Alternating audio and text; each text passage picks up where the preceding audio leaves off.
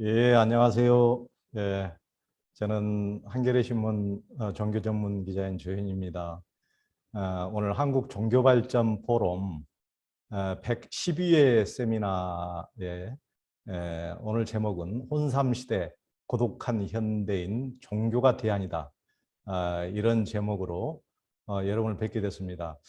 어, 대면으로 지금 했으면 참 좋을 텐데 지금 코로나가 너무 심해져 가지고 확진자가 많아서 오늘 비대면으로 녹화를 해서 유튜브로 여러분을 뵙게 됐습니다.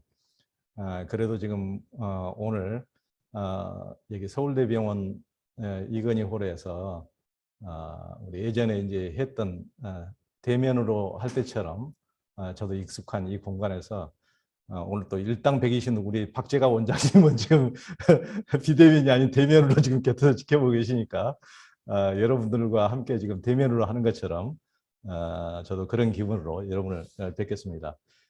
오늘 이제 혼삼시대 고독한 현대인 종교가 대안이라는 제목으로 여러분들 말씀 나누도록 하겠습니다.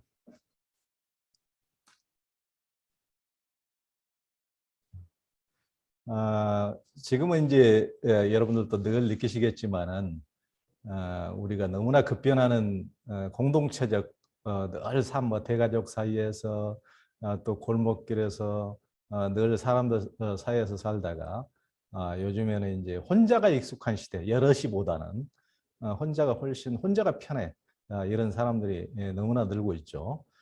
그래서 이제 공동체적 삶의 대표적인 게 이제 종교인데 지금 코로나 시대를 맞아가지고 종교조차도 같이 얼굴을 마주보지 못하고 온라인으로 설교나 설법을 듣고 이렇게 이제 급작스럽게 지금 한 2년 만에 많이 전환되다 보니까 그렇지 않아도 이제 종교가 뭐 사라지느니 마느니 이제 그런 얘기들도 많이 있었는데 앞으로 과연 종교가 어떻게 될 것인가 굉장히 궁금한 일이죠. 처음에 우리가 이제 그 코로나가 처음에 창궐 했을 때 가장 먼저 이제 문제가 됐던 게 실은 신천지였죠. 신천지 대구에서 확진자가 이제 많이 발생하면서 온 국민의 이제 관심이 집중됐었는데요.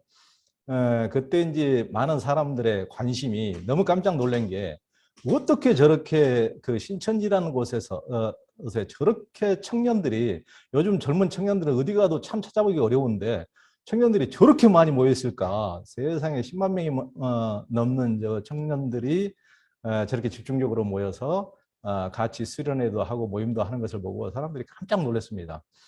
실은 이제 그 전부터 신천지식의 어떤 선교 방식에 이제 기존 교회는 굉장히 거부를 하고 추수꾼이라 그래가지고 교회에 이제 선교할 사람들을 침투시켜 가지고 몽땅 교회나 성당에서 신자들을 한꺼번에 이제 데리고 나가는 어떤 추수꾼 선교 전략 때문에 대부분의 교회에서는 입구에다가 신천지 출입금지 이렇게 붙여놨었죠. 그 전부터 이렇게 이제 문제가 되기 전부터 이제 그런 게 많이 있었기 때문에 그렇게 많은 종교에서 경계를 했고 신천지가 위험하다 이런 식으로 했음에도 불구하고 저렇게 많은 청년들이 이제 거기 간 것에 대해서 사람들이 굉장히 놀랐는데요. 실은 이제 저도 이제 그 원인을 여러 가지로 이제 파악해 보니까 물론 뭐 그들의 집요한 어떤 선교 전략, 선교 포기 어떤 전략, 어떤 위장 선교 전략, 위장에서 이렇게 뭐 침투를 해서 그렇게 이제 사람들을 어떤 현혹하는 이런 것도 이제 집요한 선교 전략도 전략이지만은 제가 보니까 그곳에도 뭔가 끌어당기는 뭔가 있었다 하는 거죠. 그러니까 무슨 얘기냐 하면은 요즘 젊은이들이 굉장히 힘들어하는 젊은이들이 너무 많지 않습니까? 취직도 어렵지, 결혼하기도 어렵지, 그래서 뭐 3포 세대니, 5포 세대니, 7포 세대니, 뭐 내 집 마련도 어렵지, 뭐 여러 가지로 친구 관계도 아예 포기하고 결혼은커녕 뭐 연애도 포기하고 이런 젊은이들이 굉장히 늘어나고 있는데 그래서 뭐 어떻게 보면 능력이 없으면은 어디 같이 뭐 친구도 사귀기 어렵고 연애는커녕 너무나 외롭고 정말 현대사회에서 어떤 소외된 정말 그렇게 너무나 서러운 인생이 되고 마는 그런 것은 이제 3포, 5포, 7포 세대로 이렇게 표현을 하는데 그런 친구들을 따뜻하게 포용해주고 안아주는 전략, 그게 주요했다는 것입니다. 그러니까 그런 사람들이 아무도 누가 환영받지 못했는데 뭐 직장에서도 환영하지 않고 뭐 직장에 들어가기도 어려우니까 가족들도 뭐 별로 이렇게 보듬어주지 않고 너는 왜 뭐 취직도 못하고 취직 못하면 뭐 배달이라도 해야지 왜 그 모양이야 이런 식으로 누구도 자기를 위해주지 못하고 이렇게 겉도는데 그들을 이렇게 안아주고 따뜻하게 이렇게 품어주고 뭐 그 안에 뭐 어떤 그들을 이용하려는 어떤 전략이 숨어 있기도 했지만은 그렇기 때문에 갈 곳 없는 애들이 그렇게 많이 신천지에 모여들었다는 겁니다. 그러니까 외로움에 그 포인트가 있다면 외로운 사람들을 뭔가 끌어안아주는 어떤 그곳에도 공동체성이 있었다. 근데 뭐 그 공동체성이라는 게 어떤 순수한 의도로 그들을 정말 바람직하게 이끌어 갔다고 저도 이제 동의하기는 참 어렵지만 그런 게 있었다는 겁니다. 그래서 그곳에 많은 사람들이 어떻게 멀쩡한 젊은이들이 저렇게 많이 신천지에 모여들 수 있는가 했을 때 우리 사회 외로운 우리 사회 젊은 영혼들의 어떤 문제가 거기에 녹아 있다 이렇게 이제 분석이 됐었습니다. 우리 사회는 이제 급격히 공동체적인 사회에서 개인 사회로 이렇게 변화되고 있지 않습니까? 정말 그 제가 이제 300만 년 만에 그러니까 그 포유류로서 우리가 살아오면은 포유류라는 것은 의미가 엄마의 젖을 먹고 산다는 의미지 않습니까?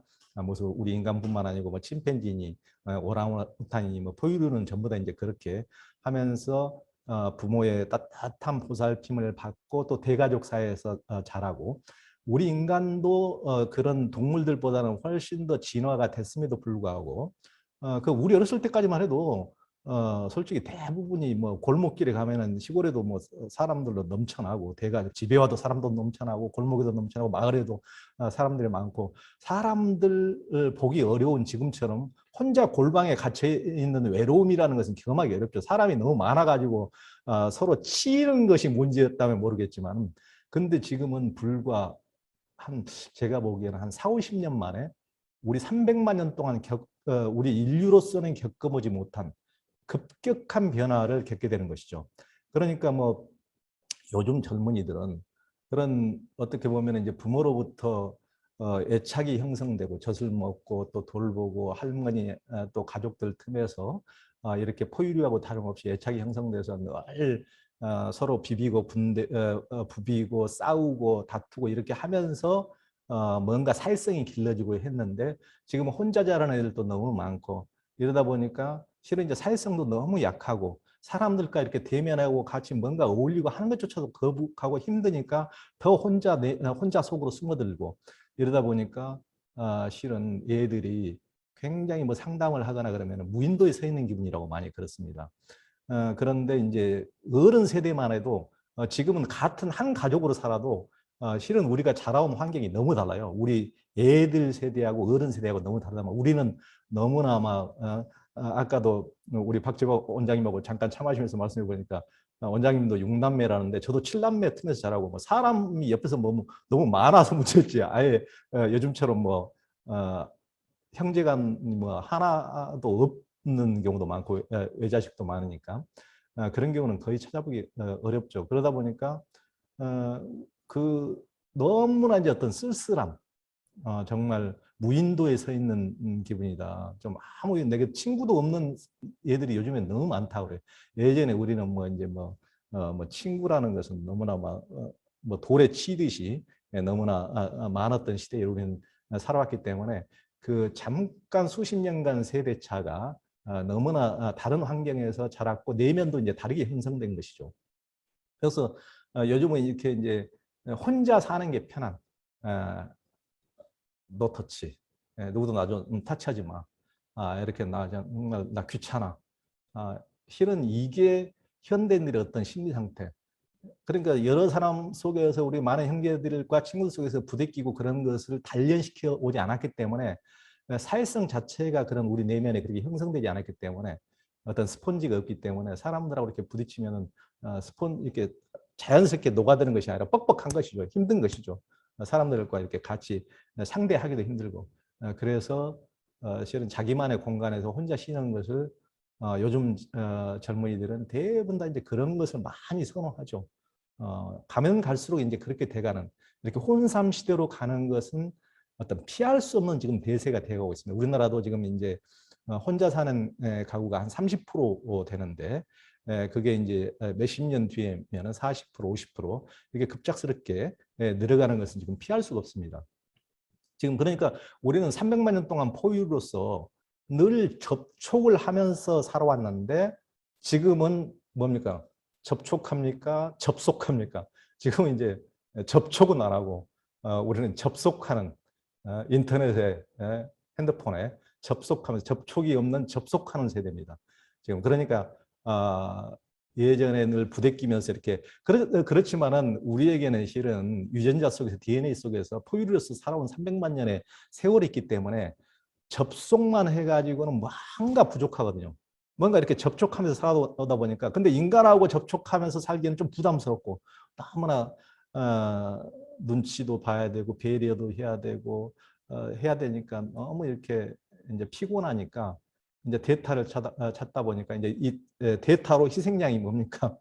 우리는 뭐 사랑해 준다고 하지만은 이 반려견, 반려모, 반려동물들이죠. 이들은 이제 어떻게 보면 일반적인 어떤 충성, 뭐 사람을 대하는 것처럼 상대방에게 뭐 충분히 뭐 배려해주고 이러지 않아도 되고 그가 이제 일방적으로 우리에게 충성해주고 나만 바라봐주고 나에게 이렇게 언제 봐도 꼬리를 흔들어주고 그러니까 고독한 인간들은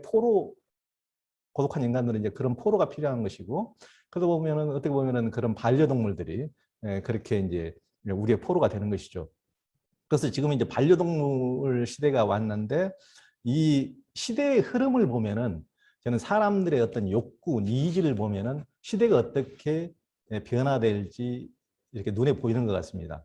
그러니까 세상은 과학 문명이 이끌어가는 것 같지만은 실은 우리의 욕구가 이끌어간다고 볼 수가 있습니다.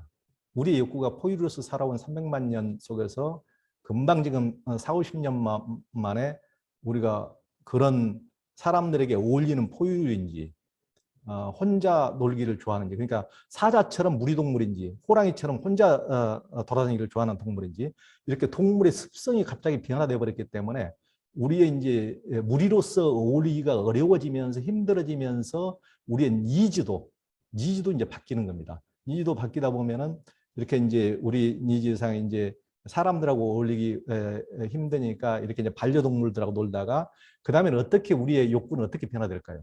과학 문명이 발전해서 우리를 그렇게 이끄는 것이 아니고 우리의 욕구는 다음에 이렇게 변화된다고 봅니다. 그러니까 1950년에 오늘 한 30년 뒤를 보면은 이제 동물조차도 아까 살아있는 강아지가 아니고 왼쪽에 로봇 강아지가 이제 등장하라고 생각합니다. 왜 그러냐면은 우리는 이제 가면 갈수록 급격히 사회성이 떨어지면서 강아지한테 강아지 비유 맞추는 것도 이제 힘들어지는 거예요. 사람 비유 맞추기 힘들어지다가 결국은 강아지 비유 맞추기도 힘들어져서 내가 여행 다닐 때 애 또 두고 여행 다니기 너무 피곤하고 그러니까 버려버릴 수도 없고 그러니까 여행 갈 때는 그냥 건전지 빼놓고 콘센트 빼놓고 오프 해놓고 이런 식으로 더 자기 편리 위주로 우리 욕구가 이런 식으로 변해가기 때문에 이제 살아있는 동물 케어하기도 너무 힘들어지니까 우리의 동물이 이렇게 되는 거죠. 그러니까 그 반려동물과의 관계뿐만 아니고 가족 내에서도 지금 오른쪽 그림은 그 일본 사람이 그 요즘에 이제 리얼돌하고 결혼을 선언한 사람인데 그러니까 이제 요즘은 뭐 신혼여행 갔다가 그냥 그 둘이 갔다가 혼자 돌아오는 경우도 굉장히 많다고 그러는데 서로 이제 결혼이 뭔지 함께 산다는 것이 뭔지 이런 것에 대해서 전혀 어떤 배려나 사회성, 에티켓 이런 것이 준비되지 않는 상태에서 무작정 어떤 열정만 가지고 남녀가 만났다가 실제 며칠 동안 살아보니까 이게 아닌 게 비어 하고 이제 돌아온다는 것이죠. 그러다 보니까 다른 인간하고 사는 것도 너무 피곤해. 그러다 보니까 이제 이렇게 리얼도라고 이렇게 사는 거 우리의 욕구 니즈에 따라서 이렇게 이제 누가 무슨 과학자가 이렇게 발명해서 그렇게 가는 것이 아니고 우리의 욕구 니즈가 이런 식으로 갈 수밖에 없다 시대가 저는 이렇게 생각을 합니다. 그래서 이제 서비스도 다 로봇이 이제 앞으로는 해주게 되는 거죠. 물론 과학 문명도 발전하지만 우리의 욕구가 이제 사람을 상대하기가 너무 피곤하니까 차라리 로봇이 정말 그냥 딱 룰에 맞춰서 이렇게 서비스 해주는 것도 훨씬 더 편하게 느끼게 되고, 그러다 보면 이제 집도 스마트 하우스 모든 것이 이제 규격화되고, 농사도 로봇가 짓고, 공장도 로봇가 하고, 치안 보안 국방도 로봇가 하고, 이제 사이보그가 담당하고, 이것은 이제 어떤 그 영화 속 얘기가 아니고 불과 이제 2, 30년만 되면 현실 속에 이제 뭐 신체 보조기구도 인공장기도 아주 이제 보편화된 시대가 오겠죠. 그러면서 AI와 로봇이 이제 집과 도시를 다 관리하고, 오른쪽에 보면은 로봇이 이제 아기들을 또 돌봐주는 거죠.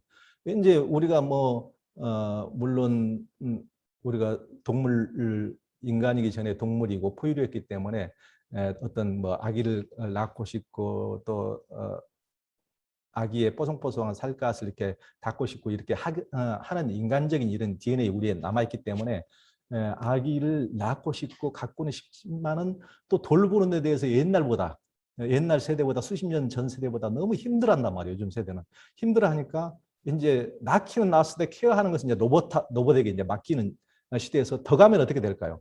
물론 이제 뭐 섹스 파트너나 뭐 이런 것도 보디가드 이런 것도 겸해서 로봇이 이제 다 인간의 일일이 상대하는 게 너무 비유맞추고 살아가는 게 너무 피곤해지는 우리 니즈가 이제 그렇게 되면 이렇게 되는 것이고, 더 나아가서는 이제 임신과 출산의 어떤 이런 과정조차도 대신 공장에서 아기를 생산해 준, 이게 이제 매트릭스에 제가 이제 그림을 가져왔는데, 매트릭스 영화에서 이제 이런 장면이 나오죠.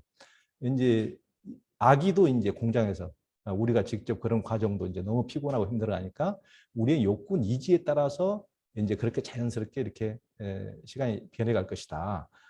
그러면서 앞으로 시대는 이제 인공지능 로봇 시대에 더 나아가면은, 지금 이미 이제 도래했다고 요즘에 굉장히 뉴스에 많이 떠오르는데, 이제 가상현실 메타버스의 시대가 온다고 그러죠. 메타버스에 직접 하지 않고 전부 다 영상으로, 우리 인간은 어떤 상상의 동물이고 사고력을 가진 뇌로 만족하면 우리가 직접 뭔가를 반드시 소유하고 뭔가 직접 대면으로 해야 만족하는 것이 아니고, 뇌에서 그것도 결국 그런 만족이라는 것도 만족도가 뇌에 어떤 전달 물질이 전달돼서 뇌가 만족하니까 내가 결국 만족하는 것이기 때문에, 메타버스는 직접적으로 뇌에서 가상 현실 속에서 우리의 행복하도록 뭔가를 이제 해가는 메타버스가 굉장히 이제 현실로 지금 다가왔다고 그러죠.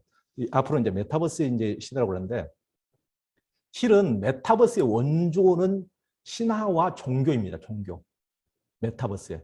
그러니까 우리가 실은 신화의 세계라든가 종교에서 무슨 천국 극락, 무슨 도솔촌, 뭐 이렇게 그려놓은 세계가 뭐예요? 실은 가상의 세계잖아요. 가상의 세계. 물론 이제 그게 뭐 진짜 현실에 존재한다고 믿으신 분도 있겠지만은, 대부분이 우리 이제 과학 시대에서 봤을 때는 어떤 인간이 만든 어떤 상상력으로 가장 이상적인 뭔가를 그려놓은 것이 어떤 신화이자 종교인 것이죠. 그래서 지금 우리가 말하는 메타버스의 진짜 원조는 신화와 종교다. 그래서 이제 앞으로 메타버스의 시대가 오면 어떤 식으로 어떤 종교가 도래할까요? 이게 굉장히 흥미로운 대목인데, 이런 건 분명히 앞으로 이제 대형 교회, 대형 사찰에서 분명히 등장할 겁니다. 그러니까 사람들에게 직접 모객을 해서 무슨 성지순례, 이스라엘 성지순례, 인도 성지순례 이런 가는 것을 차원을 떠나서 사람들에게 가상현실, 자기들에게 뭔가 이렇게 가상 뭔가를 딱 씌워서 뇌에 장착을 이렇게 하고, 여러분들은 오늘 에덴 동산으로 가보겠습니다. 아니면 오늘 천국 여행으로 가보겠습니다. 오늘 우리는 예수님과 오늘 함께 해보겠습니다. 아니면 오늘 극락을 가보겠습니다. 분명히 이런 메타버스의 종교가 등장할 겁니다. 저는 이제 그런 게 어떻게 보면 요즘에 어떤 자본주의, 상업주의가 어떤 지배한 그런 종교일수록 그런 메타버스의 종교가 도래할 가능성이 훨씬 크다고 생각합니다. 그건 제가 봤을 때 분명히 이제 우리가 이제 그런 시대의 도래를 충분히 예상해 볼 수가 있습니다.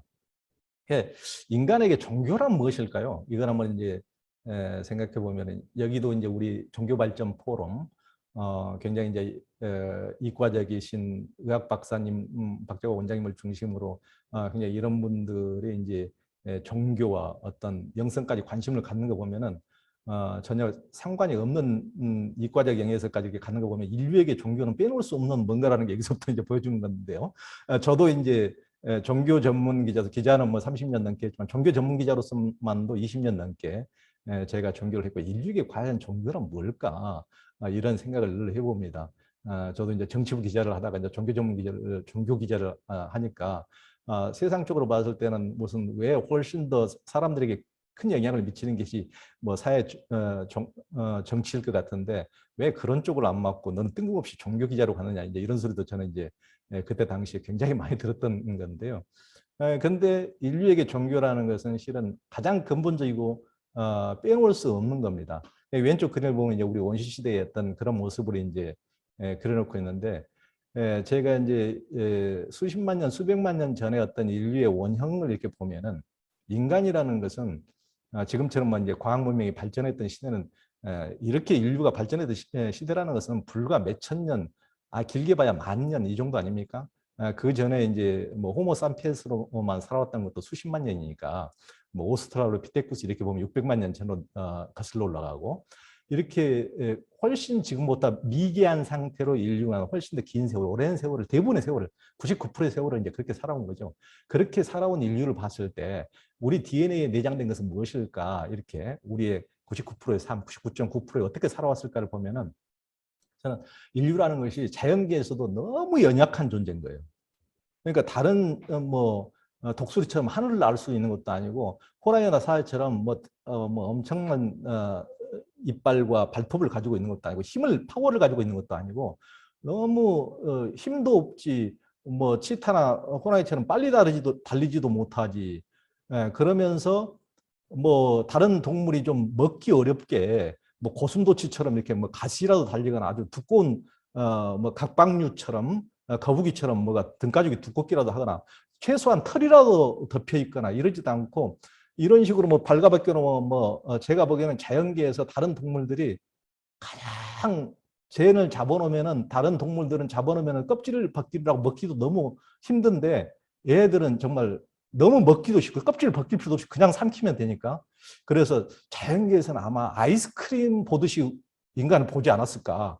너무 먹기도 좋고 참 쟤들은 힘도 없고 참 그래서 같이 뭉쳐서 협력하고 힘을 합치지 않으면 혼자 있으면 진짜 집어먹기 너무 좋은 잡아먹기가 너무 좋은 자연계에서 먹잇감 최고의 먹잇감이 아니었을까. 금방 봐도 인간의 모습이 이제 그런 모습이 그려진 것이죠.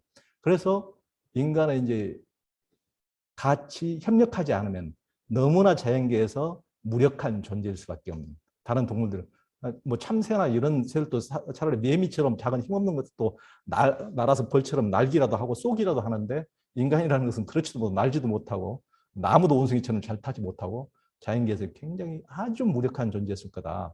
그러면서 또 무력하면은 뭐 머리라도 나빠야 되는데 사고력은 있어가지고 두려움은 너무 많아요. 두려움, 불안감. 머리는 또 뇌는 작동을 훨씬 더 일반 동물들보다 많이 작동하니까. 그러니까 오른쪽의 그림처럼 지금도 아프리카 초원에 보면은 뭐 다른 동물들 호랑이나 사자가 저렇게 같은 공간에서 뭐 한 100m 옆에 이렇게 지나가는데도 뭐 누라든가 뭐 얼룩말이라든가 이런 동물들은 자기들이 만약에 인간처럼 자기 옆에 친구가 잡아먹힌 모습들을 옆에 봤다든가 그러면 완전히 우리 트라우마 있어가지고 걔가 저기 뭐 1000m 전에만 그림자 발자국만 나와도 완전히 그 도망가기 바쁠 텐데 이렇게 뭐 적어도 몇십 미터 전에는 이렇게 그냥 자유롭게 그냥 노는 것을 보면은 우리 인간으로서는 참 상상하기 어려운데 아니 쟤들은 겁도 없어 이러는데 우리 인간처럼 두려움과 불안이 없는 거죠. 근데 인간은 전혀 다른 거죠. 전혀 저렇게 평화롭게 살 수가 없는 거죠. 누가 한 친구가 만약에 가족이 잡아먹혔다면 아마 스트레스와 트라우마로 도저히 견딜 수도 없고 이미 잡아먹기 전에 이미 완전히 기절하지 않을까. 인간이라는 것은 어떤 사고력을 가진 거기 때문에 가진 동물이기 때문에 훨씬 더 그만큼 어떤 심리적 고통이 컸다는 얘기입니다. 그래서 어떤 인간은 두려움, 또 기억력이 있고 또 상상력이 있기 때문에 훨씬 더 또 공포도 그냥 있는 그대로만 받아들이는 것이 아니고 훨씬 더 과도하게 어떤 사자가 한 마리를 잡아먹었다면 우리 그 사자는 배가 고풀 때 외에는 전혀 사냥을 하지 않고 그냥 평화롭게 사는데도 그 사자는 그냥 악의 화신처럼 늘 그런 식으로 머리에 박혀버리는 것이 인간의 어떤 기억력을 갖고 훨씬 더 두려워하고 불안하고 그런 인간의 어떤 특성이죠. 그러다 보니까 우리에게는 그래서 이제 종교라는 것이 더 필요하지 않았겠습니까? 우리 이제 서로 같이 이제 협동을 하고 또 심리적으로 정말 치유를 해야 되니까요. 인간이 다른 동물처럼 뭐 그냥 설사 우리 1000마리의 얼룩말 중에서 한두 마리 잡아먹혔다 하더라도 사자가 배부른 며칠 동안 우리 평화롭게 이렇게 지낼 수 있으면 그렇게까지 스트레스가 심하지는 않을 텐데 뭐 한 그런 것을 하나만 보더라도 인간이라는 것은 도저히 계속 그 트라우마를 견딜 수가 없으니까 그런 고통의 장면을 상처를 한번 겪다 보면 자기가 아니더라도 다른 주변 사람들이 겪는 고통도 이제 증가가 되니까 우리 심리적으로 그러다 보니까 우리에게는 굉장히 트라우마, 스트레스, 노이로제 이런 것이 훨씬 많으니까 어떤 이렇게 치유할 그것을 치유할 뭔가가 필요했던 것이죠. 그래서 이제 종교라는 것은 우리 인간의 어떤 특성을 보면은 필연적으로 종교라는 게 어떤 필요했다. 근데 세상에 모든 게 빛이 있으면은 그늘이 있는 것 같습니다. 뭐든지 빛만 있으면 좋을 텐데 그래서 종교라는 게 모여서 뭐 협동하고 치유하고 그러면 참 좋을 텐데 또 종교라는 것이 소수의 권력자들이 자기의 권력을 강화하고 자기들의 어떤 종교 어떤 권력을 이용해서 다른 민족과 다른 종교 다른 인종을 이렇게 말살하고 또 뭐 자기들하고 생각이 다르면 또 마녀 사냥을 하고 이런 정도로 어떤 종교와 권력이 개입되면서 또 전쟁과 억압의 수단이 된 이제 우리가 필요에 의해서 만든 종교지만은 종교가 다시 우리를 또 억누르고 더 또 고통을 가중시키는 그런 참 빛만 있으면 참 좋을 텐데 어떤 또 다른 고통의 어떤 이런 원인이 되기도 하죠. 그래서 이제 앞으로는 종교가 어떻게 될까? 지금 우리가 살아온 시대하고는 전혀 다른 시대인데 사람들의 인지, 어떤 정신적인 어떤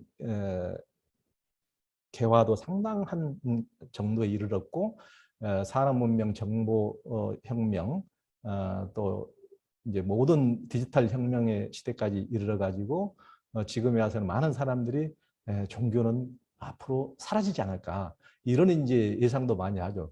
우리가 이제 10년마다 인구 총 센서스를 하는데 그걸 봐도 지금 최근에 한 게 2015년인데 그때만 봐도 인구가 예전에는 뭐 전 국민이 어떤 식으로든지 대부분이 인구의 어떤 대부분이 다 어떤 종교에 속했다고 봤는데 지금은 뭐 그때 보면은 4,900 몇만 중에서 2,100만밖에 이제 종교 있다고 대답한 인구가 2,100만 뿐이고 종교가 없다고 한 사람들이 2,700만이 되니까 훨씬 더 종교가 없는 쪽이 많고 그게 이제 훨씬 더 그 어떤 트렌드가 그렇게 유지된다면은 앞으로 종교는 없을 것이다. 이런 예상을 이제 하신 분들도 굉장히 많죠.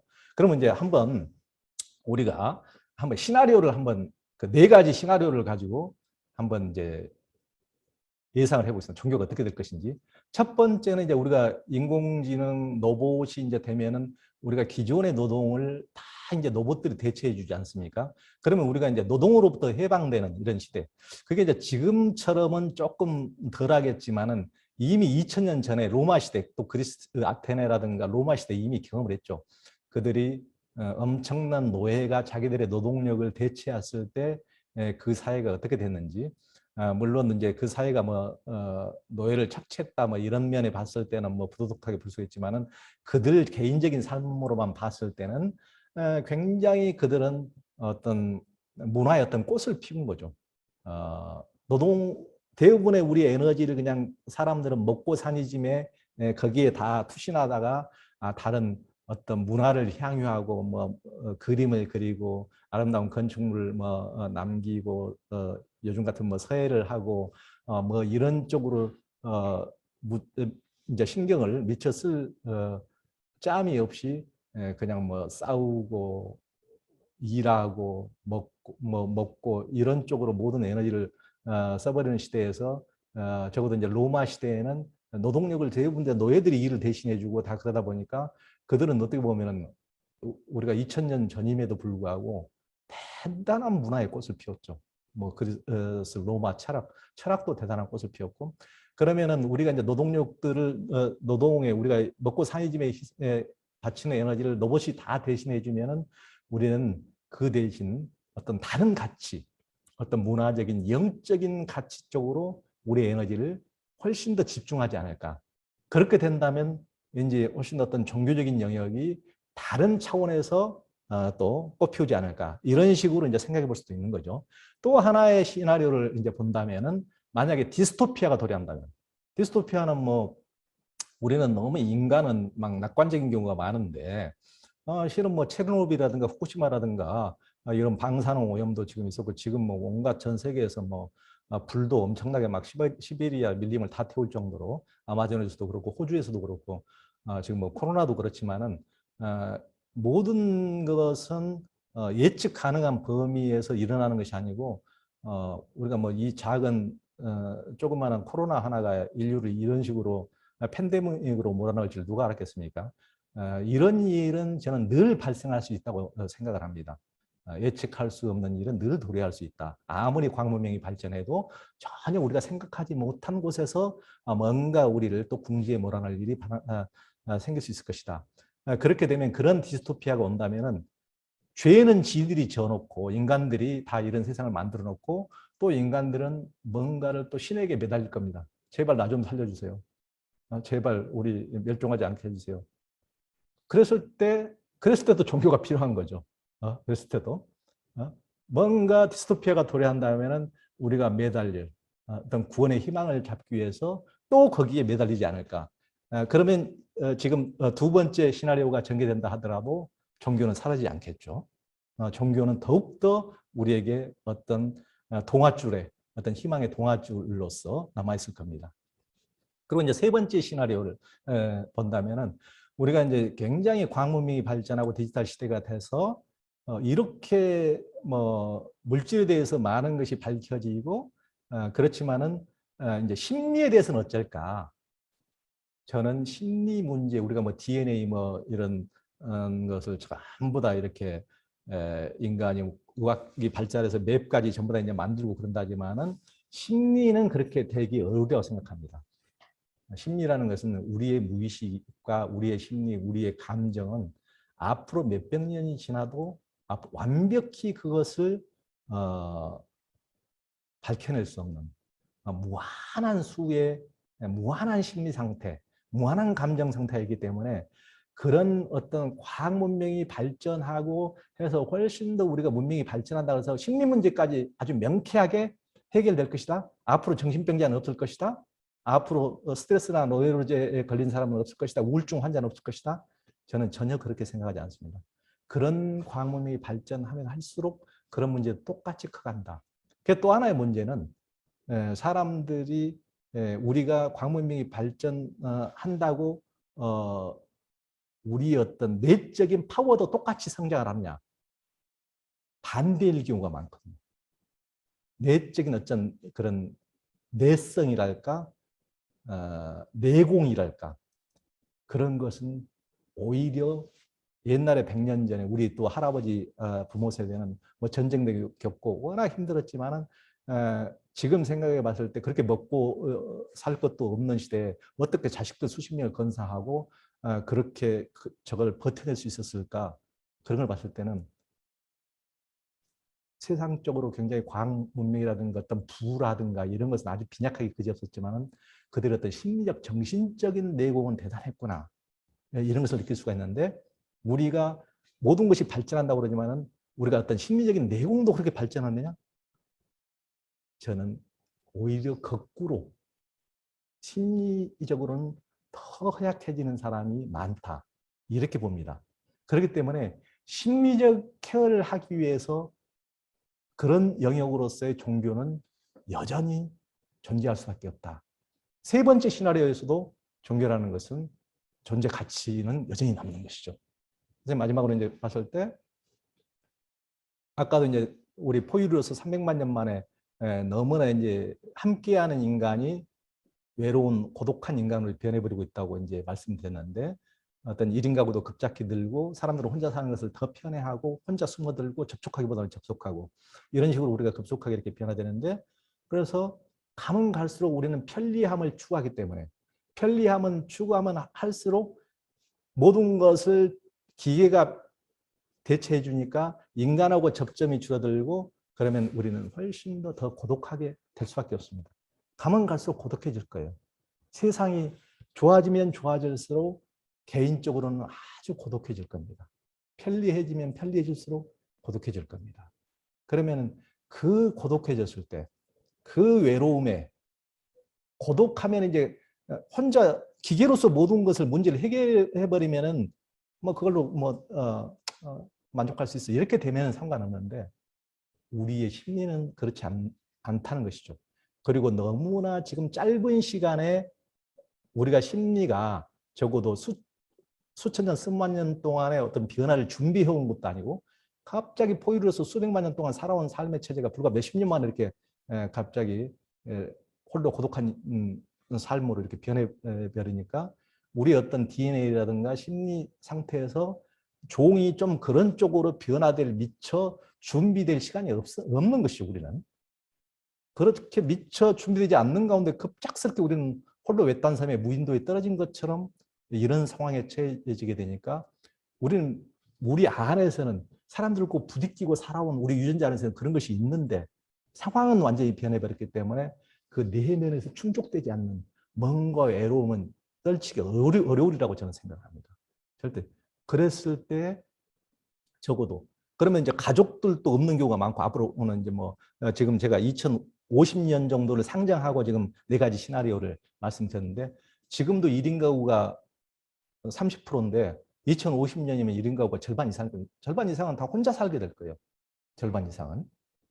그러면은 그런데 혼자 살면 모든 문제가 해결되는 것이 아니고 뭔가 그래도 나는 사람과 좀 만나고 싶어 이런 욕구는 저는 당연히 있을 거라고 생각하고 그랬을 때 가족은 이미 한순간에 자기가 만들고 싶다 그래서 오늘 너하고 나하고 가족하자 이렇게 되는 게 아니지 않습니까? 그러면 그 대타를 누가 해줄 것이냐? 그 대타는 저는 가장 좋은 대타는 종교일 것이라고 생각합니다. 적어도 같이 날마다 한 집에서 살 자신은 없지만은 적어도 일주일에 한 번, 아니면 10일에 한 번 같이 모여서 외로움을 달래고 같이 뭔가를 같이 공유하고 심적으로 케어하고 뭔가를 같이 영적 이상을 우리가 갈구하고 하는 것을 같이 해가는 어떤 공동체로서 종교 이것은 반드시 존재 가치가 있다고 생각합니다. 그럼 우리가 이제 4가지 시나리오를 쭉 봤는데 어떤 경우에도 종교가 안 없어지네요. 종교는 지금 없어진다고 많은 사람들이 감수하고 분명히 존재 가치가 없을 것이라고 생각했는데 제가 본 시나리오에서는 종교가 없어지지 않는 걸로 지금 이렇게 보입니다. 그래서 이제 우리가 저도 이제 우린 다르게 살기로 했다는 책에서 제가 이제 부제를 혼자는 외롭고 함께는 괴롭다. 현재 사회의 우리의 심리 상태를 딱 저는 이렇게 요약을 했는데요.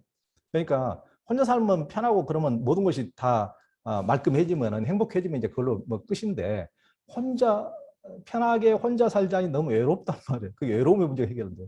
또 함께 살자니 너무 괴로워 인간들하고 이렇게 부대끼고 서로 비용 맞추고 이렇게 너무 피곤하단 말이에요. 그러니까 혼자 살기도 그렇고 함께 살기도 그렇고 딜레마 속에 빠져 있는 것이 현재 우리 오늘날 현재 심리 상태다. 그래서 이제 이것을 어떤 식으로 극복해 가느냐. 이게 이제 우리의 관건인데요. 우리 인간은 이제 앞으로 2050년이 돼도 아마 광문명이 발전돼서 모든 것이 편리하게 아주 인간 살기에는 최적화된 편리한 삶으로 당연히 가겠지만은 그럼에도 불구하고 어떤 내적 외로움이라든가 여러 가지 심리적 문제 때문에 다시 묻게 될 것입니다. 지금도 물론 묻는 이제 선구자들이 있긴 하지만은 지금 우리는 그 근본적으로 묻지를 않은 것 같아요. 이렇게 팬데믹까지 맞이하고 나서도 전부 다 대부분의 논의가 다시 어떤 경제라든가 이런 것이 다시 2년, 3년 전으로 빨리 돌아가는 것에만 많은 사람들이 관심을 갖지 우리가 근본적으로 이 기회를 맞아서 근본적 성찰하고 우리가 어떻게 살 것인가에 대해서 근본적인 모색을 다시 해봐야 된다는 쪽은 아직도 미약한 것 같아요. 그러니까 어떤 신이 있다면 우리에게 정말 뭔가를 생각해 볼 거리를 코로나라는 것을 던져줬는데 그것조차도 우리는 제대로 활용을 못하고 있다.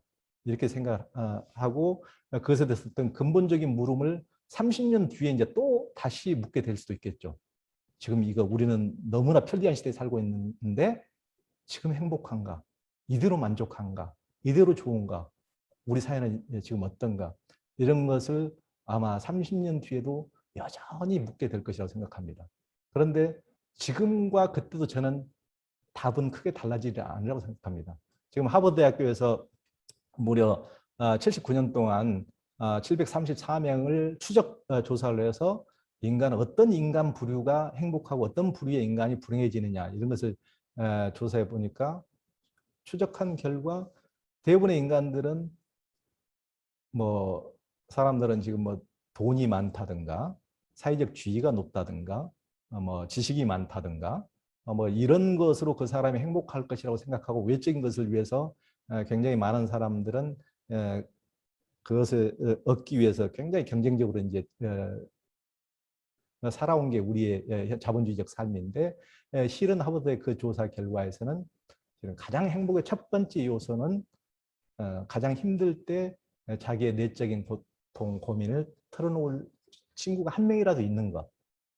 그리고 같이 어울릴 수 있는 친구들이 많은 것. 친구라든가 가족도 물론 가족도 포함되지만은 동료 그런 사람이 있는 그게 첫 번째다. 그런데 우리가 지금 발전이라는 것 그런 것은 그런 행복의 그 조건을 충족시키는 쪽으로 갈까요? 반대로 가고 있는 걸까요? 답은 뭐 뻔하죠. 우리는 지금 그 반대쪽으로 달려가고 있는 것이죠. 친구가 점점 없어지는 쪽으로 우리는 편리와 발전을 위해서 가고 있다고 그러지만은 그러면은 그 관점에서 보면은 그게 행복하지 않을 겁니다. 30년 뒤라 하더라도 말이죠. 그래서 우리가 이제 지금 벌써 한국은 뭐 이제 뭐 일본을 많이 추월하기도 하고 따라가서 이제 많이 이제 잡고는 있지만 아직까지는 뭐 국민소득이나 이런 것이 일본이 앞서 있는데 몇 년 전에 봤을 때 뭐 몇 년 전에만 하도 한국의 10년이나 15년 뒤를 보려면 일본 사회를 보면 잘 보인다 그래서 일본이 우리하고 모든 것이 여건이 비슷하고 또 고령화 사회로 먼저 진입했고 그러니까 일본에서 나온 트렌드 중에서 굉장히 주목할 만한 게 있어요. 그러니까 일본 사람들은 우리보다 이제 국민소득이 몇 년 전만 해도 훨씬 더 높고 노인들의 1인당 뭐 쓸 수 있는 가용 비용도 훨씬 높았지만은 우리보다 더 고령화가 일찍 오고 1인 가구가 더 증가됐고 시골에 가면 혼자 사는 노인들이 훨씬 많았으니까 거기도 이제 굉장히 장수 사회니까 그런데 뭐 남편이 만약에 죽고 부인 혼자 이제 혼자 자식들은 멀리 떠나고 예전에는 한 3, 40년 전에만 해도 설사 멀리 있다 하더라도 가족끼리 1년에 뭐 대여섯 차례는 만났는데 또 몇십 년 뒤에는 한 두세 번밖에 못 만나고 또 몇 년이 지나니까 이제 설사 자식이 한두 명 있다 하더라도 1년 내내 찾아올까 말까 한 번도 안 찾아오는 경우도 많고 그렇게 너무 변해 가니까 일본에서 이렇게 일부러 감옥에 가는 노인들이 급작스럽게 이렇게 증가했다는 겁니다. 엄청나게. 그러니까 일본에서는 편의점에서 200엔, 우리 돈으로 2,000원어치만 훔치면 감옥에 그때는 굉장히 그 법이 절도에 대한 법이 강해가지고 감옥에 보내준다는 거예요. 그래서 일부러 편의점에 가서 뭔가를 훔치고 일부러 감옥에 간다는 거예요. 그래서 너무 혼자 고립돼서 사느라고 자식 새끼도 1년에 한 번도 찾아오지도 않고 너무 외로웠는데 설사 뭐 이게 독재 시대의 감옥도 아니고 선진국의 감옥이다 보니까 무슨 설사 교도관이 뭐 지켜보고는 있지만은 밥도 잘 나오지 친구들하고 같이 이렇게 어울려서 같이 얘기도 하지 이게 어울려서 친구도 있지 공동체네 공동체 하면서 훨씬 더 일부러 이렇게 가는 사람들이 늘어난다는 겁니다. 그러니까 이게 남 얘기라고 볼 수가 없는 거거든요. 우리가 모든 여건이 많이 갖춰진다 하더라도 같이 즐길 수 있는 사람이 아무도 없다고 한다면은 저부터라도 물론 옛날에 무슨 고문하고 이런 감옥에는 가고 싶지 않지만은 그렇게 무인도에서 외롭게 이렇게 서럽게 사느니 차라리 저곳이라도 저부터라도 가려는 생각이 들 수도 있을 것 같아요. 그러니까 저게 남 얘기가 아니란 우리 사회가 지금 어떻게 가고 있는가를 보는 어떤 바로미터를 보여주고 있지 않는가 이렇게 생각이 듭니다. 그래서 인간이라는 것은 어떻게 뭐 심리적으로 큰 고통을 느끼고 죽고 싶을까? 대부분의 사람들이 아무런 희망이 없을 때, 또 절망뿐일 때, 또 자신이 무기력한 존재라고 여겨질 때, 예? 그러니까 옆에서 기계가 다 해줘 버리고, 나는 뭘 하는? 내 존재 이유는 뭐지? 자기 존재의 어떤 존재 의미를 발견하지 못할 때 죽고 싶고 또 자살을 시도한다. 그러면은 우리가 기계가 발전하는 게 30년 뒤에 2050년 되면은 기계가 훨씬 지금도 모든 것이 발전되고 로봇이 모든 것을 해주면은 우리가 훨씬 더 존재 가치를 더 막 발견하게 될까요? 반대일 수 있다고 생각합니다. 그래서 우리가 과연 이제 그렇게 과학만 발전하고 인간과 함께 할 수 없을 때 가져오는 문제, 우리가 행복하기 어렵다는 인간으로서 참 어울림이 완전히 단절됐을 때 결코 행복하기 어렵다는 것을 이제 살펴봤는데요. 그러면은 다른 인간들하고 어울릴 때 과연 우리는 이렇게 사회성이 떨어지는 포유류로서 굉장히 떨어지는 급작스럽게 이렇게 수십 년 동안 이렇게 변해버리고 말았는데 그럼 공존할 수 있을까? 더군다나 현대인들 우리가 이제 살 만큼 살고 그러다 보니까 정말 또 편가르기도 심하고 무슨 이념 이런 얘기가 아니고 사람들하고 또 이제 뭐 어울려서 사는 또 자기들하고 조금 뭐 수준 차이랄까 이런 것에도 분명히 모든 것에 이렇게 딱딱 어떤 충이가 달라지는 서로 어울림이 갈수록 이렇게 어려워지는 이런 이제 사회로 이제 변해버리고 말은데 예전에는 이제 뭐 예전 같은 신분 사회가 아니라도 지금은 또 다른 어떤 신분 사회로 변하고 있는 거죠. 그런데 과연 인간이라는 게 이렇게 공존할 수 있을까를 봤을 때 제가 이제 몇 군데를 이렇게 보니까 한번 힌트를 드리기 위해서 이제 선정해 봤는데요. 제가 가본 것 중에 이것은 이제 카톨릭 이제 경남 양산의 성모 울타리라는 곳인데 아래 왼쪽 사진에 이분이 원래는 이제 주먹제비 출신인데 이제 그분이 이제 마음이 완전히 이제 회심을 해가지고 그런 주먹제비들 교도소 갔다 온 사람들 이런 애들을 이렇게 이제 걷어들여 가지고 이렇게 빵 공장을 만들었는데 보통 여기에 보면 이제 일반인들과 이제 그런 교도소 출신 전과자들이 같이 어울려서 저도 처음에 가보고 험상실 온 사람들이 이렇게 오른쪽에 이렇게 이게 이제 원장님이고 또 일반인 아주머니고 이렇게 같이 어울려서 있는 거 보고 좀 놀래기도 했는데 교도소 출신의 어떤 선입견도 있고 전과자 뭐 10년 이상 살고 온 전과자도 꽤 되고 이렇게 했었는데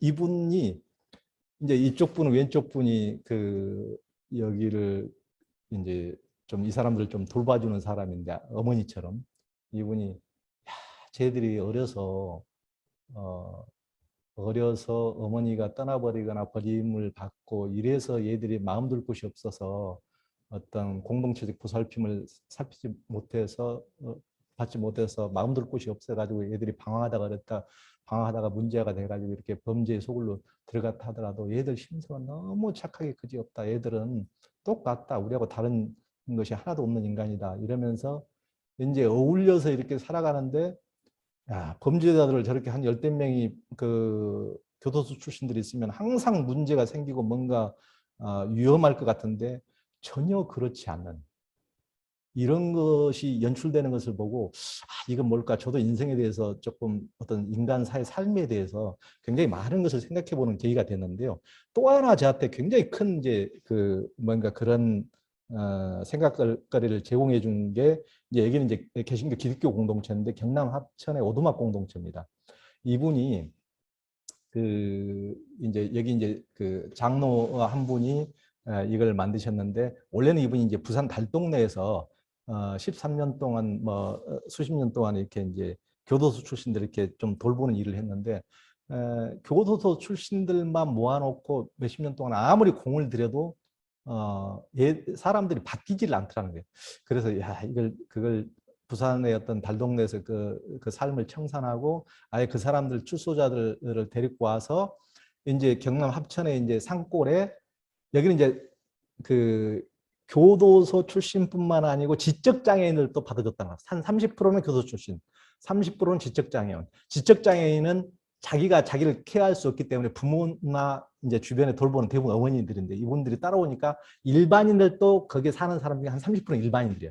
그러니까 각기 다른 사람들 부류에 이제 전과자 3분의 1, 지적장애인 3분의 1, 아주 보통의 일반인 3분의 1 이런 사람들이 어울려서 살다 보니까 거의 싸울 일도 없고 너무 제가 보기에는 어떤 천국 같은 어떤 거 이렇게 펼쳐지는 거 보고 야 이게 저게 뭐지?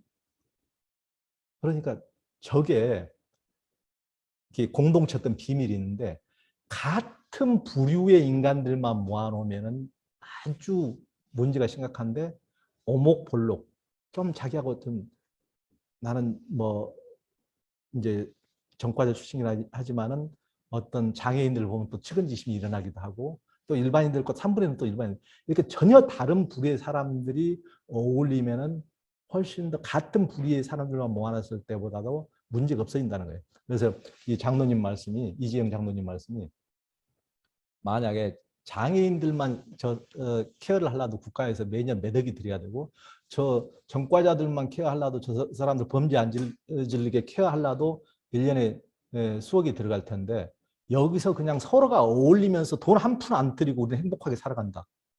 그러시더라고요. 그게 아주 공동체 비밀이다. 전혀 다른 부류의 사람들이 어울리면서 부족함을 상쇄해주고 뭔가 어떤 한쪽에 휩쓸리는 감정을 또 상쇄해주고 이런다는. 그래서 우리는 투게더 하는 것이 저렇게도 가능할 수 있겠구나를 이제 그 두 공동체에서 어떤 힌트를 얻었는데요. 우리가 함께하기 어려운 우리가 시대로 이제 변해가고 있으니까 한번 그 사회를 한번 어떤 우리의 관점을 한번 보기 위해서 예로 들어본 겁니다. 그러면 미래 종교는 어떻게 갈까? 제가 이제 미래 종교를 4가지 모습으로 한번 상정해 봤는데요. 미래 우리는 예전에 이제 종교를 만들었다기보다는 그분들 예수님이나 부처님 이런 위대한 성자 공자님 이런 분들도 자기들이 제가 보기에는 아름다운 세상의 어떤 미래를 제시해 주는 분이라고 생각합니다. 그래서 우리는 미래의 종교가 어떻게 갈 것인가를 어떤 예견할 것만이 아니고 실은 미래 종교는 우리가 만들어 가야 된다고 생각합니다. 인류가 망하지 않도록 우리가 더 이상 불행해지지 않도록 인간이 더 이상 이 생물계에서 암 같은 존재가 되지 않도록 서로 공존할 수 있도록 아름다운 지상의 천국, 지상의 극락을 만들 수 있도록 우리는 미래를 예견하는 것이 아니고 미래 종교를 만들어 가야 된다. 저는 그런 생각을 해봅니다. 그래서 가장 첫 번째로는 지금 2050년까지 인간 사회가 어떻게 변화될 것인가 제가 말씀드렸듯이 발전하면 발전될수록 인간이라는 것은 소외되기 때문에 공동체가 가장 필요하다. 우리는 가장 고립된 홀로의 인간으로 지금 가면 갈수록 그렇게 되어가고 있기 때문에 미래 종교가 그 외로움을 껴안아주는 공동체.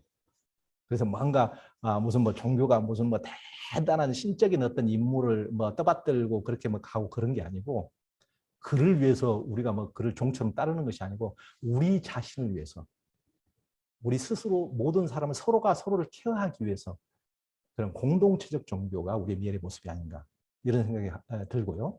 두 번째는 우리 인간이 지금 계속 편리한 발전이라는 이름을 우리가 초고속으로 지금 변화되고 있는 모습 자체가 우리의 계속 욕망과 집착을 통해서 계속 욕망을 달성하기 위해서 뭔가 더 편리해지기 위해서 더 편해지기 위해서 오직 그쪽으로만 모든 것이 가고 있는데 그러면서 모든 세상이 다 천국이 되고 극락이 되면 상관없지만은 그럼으로써 야기되는 문제가 또 환경 오염이랄까 모든 다른 생물종의 멸종이랄까 지구의 위기랄까 이런 것들이 다 야기되고 있기 때문에 그런 것들을 종교가 그런 최고의 인간이 암적인 존재로 변해가는 그런 욕망과 집착을 놓고 단순 소박한 삶으로 인간과 자연과 서로를 구원하고 서로 돕는 이런 삶으로 전환되는 정말 제대로 된 교육자,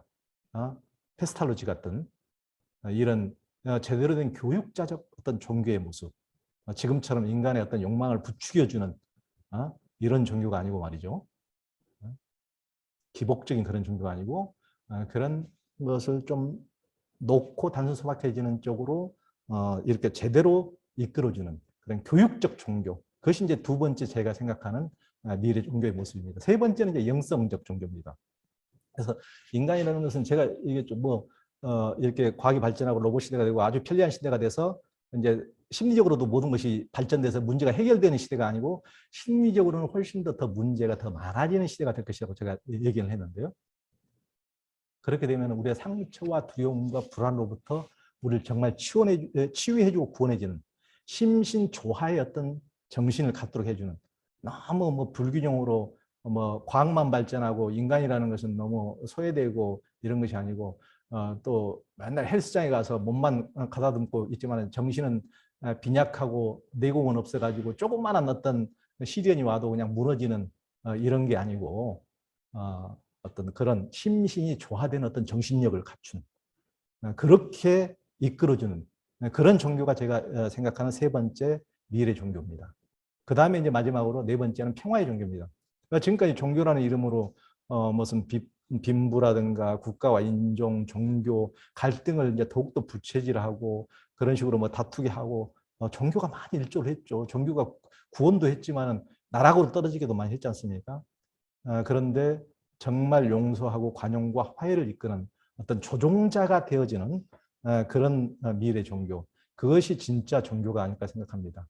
그래서 저는 이제 그 미래 종교를 좀 지금 앞서서 좀 구현하는 종교들은 어떤 종교들이 있을까 하고 저희가 이제 많이 좀 직접 저는 이제 다녀보면서 살아보기도 했는데 태국의 아속 공동체라든가 인도 오로비라든가 미국 브루도프라든가 이런 공동체 또 한국에도 이제 그런 공동체들이 많이 있어서 제가 그런 공동체들을 굉장히 많이 이제 하고 했는데 오늘은 시간이 너무 이제 많이 거기까지 전부 다 구체적으로 모든 것을 구체적인 사례를 말씀드리기에는 시간이 좀 짧으니까 제가 생각하기에는 이상적인 공동체라는 것이 어떤 것인가. 우리가 이제 종교는 항상 이상을 추구하지 않습니까? 어떤 우리가 천국을 만들고 극락을 만들고 이런 것을 만드는데 저도 이제 여기서 아까 이제 우리 박재가 원장님도 종교발전 포럼에 이 글씨를 너무 이제 서예에 아주 저희가 있으셔가지고 그걸 보고 좀 감동을 받았는데 저희가 이제 신영복 선생님 이 글씨체를 한글 글씨체를 보면은 그분의 글씨체의 특색이 그거라고 해요. 그분은 저도 이제 직접 개인적으로도 이제 그분 여러 번 뵙고 이제 그 서예에 대해서도 말씀을 좀 들었는데, 그러니까 그분은 이제 글자 한 글자 한 글자는 우리가 좀 개인으로서는 미숙한 인간이듯이 완벽한 성자적 인간이 아니듯이 글자 한 글자 한 글자는 미숙할지라도 한 글자가 좀 미숙하면 그걸로 끝나는 것이 아니고 다른 글자를 통해서 그것을 조금 미숙함을 보완해주고 보조해주고 그래서 어우러지는 전체의 그런 아름다워지는 한 글자 한 글자는 좀 서툴다 하더라도 서로 보완해주고 하면서 아름다워지는 완벽한 사람들이 다 모여야 그것이 천국이고 건강인 것이 아니고 조금 부족한 사람들이라도 서로 돕고 어우러지는 곳이야말로 제가 생각하는 천국이고 극락이다. 그러니까 종교라는 것도 너무 이상적인 생각, 관념의 이데올로기처럼 매몰돼서 너무 관념적인 천국과 극락을 추구할 것이 아니고 현실 속에서 조금 나도 부족하지만 주변도 부족하는 것을 허용하고 인정하고 서로 어우러지는 이곳이 바로 천국이고 진짜 극락이다. 이런 생각을 했고 이런 것을 만드는 것이 미래 종교의 모습이어야 된다. 우리 미래 종교는 얘기하는 것이 아니고 우리가 만들어가는 것이다. 그것이 우리의 종교적 희망이고 우리가 만들어가야 될 종교다. 제 말씀은 이걸로 마치겠습니다. 감사합니다.